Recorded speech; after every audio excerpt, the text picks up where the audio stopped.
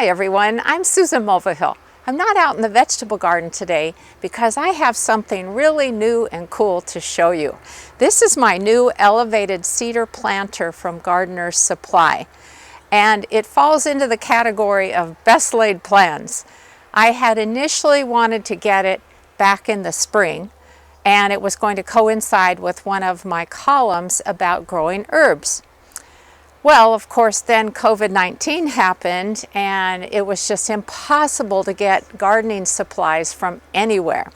So I just got it the other day and I am really impressed with it and wanted to show you what it's like.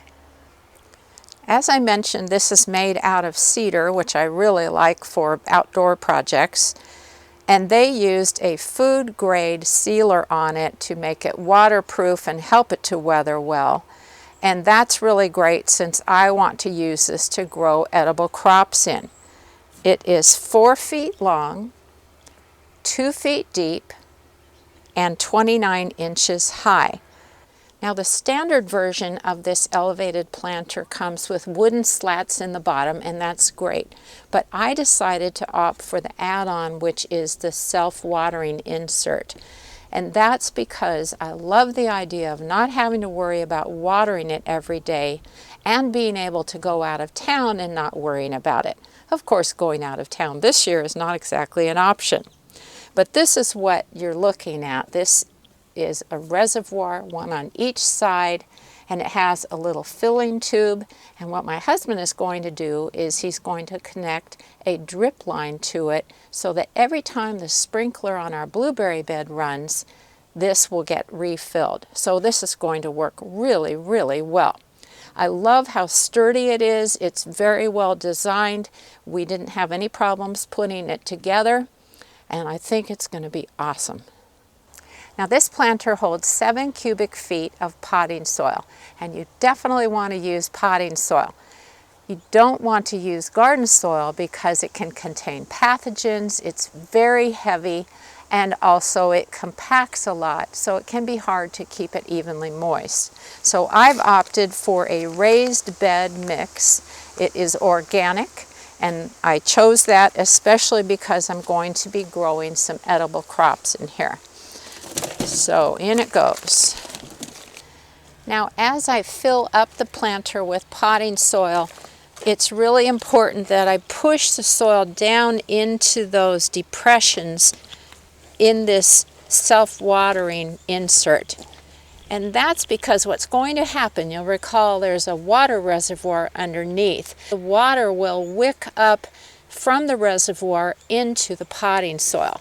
So that's one step that's really important to do.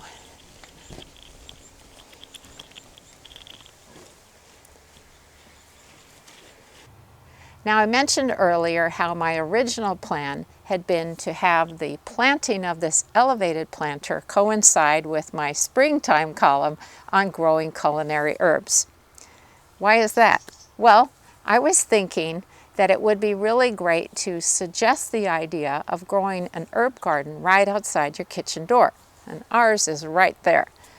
And I thought, you know, I would be much better about using herbs if I didn't have to go out to the vegetable garden, but instead just walked a few steps out the door and could select what I wanted to add into whatever I was cooking. So that was the game plan. Well, of course, then again, COVID-19 happened. So my poor little herb selections got stuck in this pot. I've been babying them along. I've been using them off and on. And so today's their big day. They get to go into this planter. The other thing that I like about the elevated planter, which is probably obvious, is that it's elevated. So as we all get older, it's a nice idea to have something that's higher and easier to tend. So I really had two thoughts in mind. Having something that is great for adaptive gardening where maybe you can't bend over or kneel or do anything like that anymore, or it's just plain more difficult, and to have an herb garden right outside your kitchen door. Well, that looks a little better, doesn't it?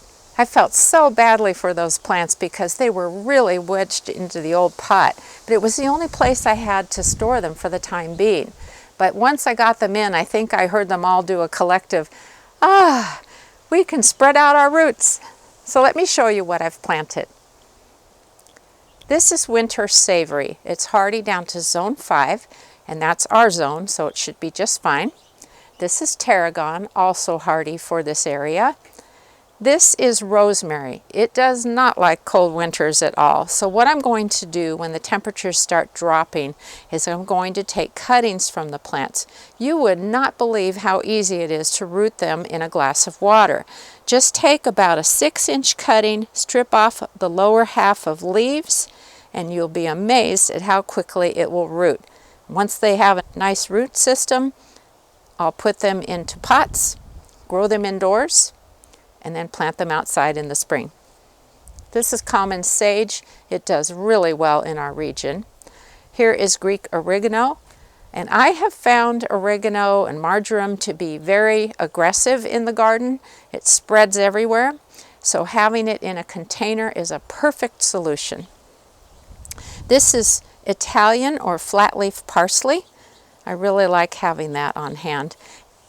This is a biennial, so that means it puts on a good root system and leaves the first year, and in the second year it sends up a flower stalk. So this will probably not make it for next year, but that's okay, I'll just get a new one. And then this is a thyme called Hi-Ho Silver. It's got sort of gray-green leaves with little white edges, and I think it'll be fun to grow and also to use in cooking. So the next step is to water everything in well, to fill up the reservoir through this fill tube, and then watch them grow and use them in cooking.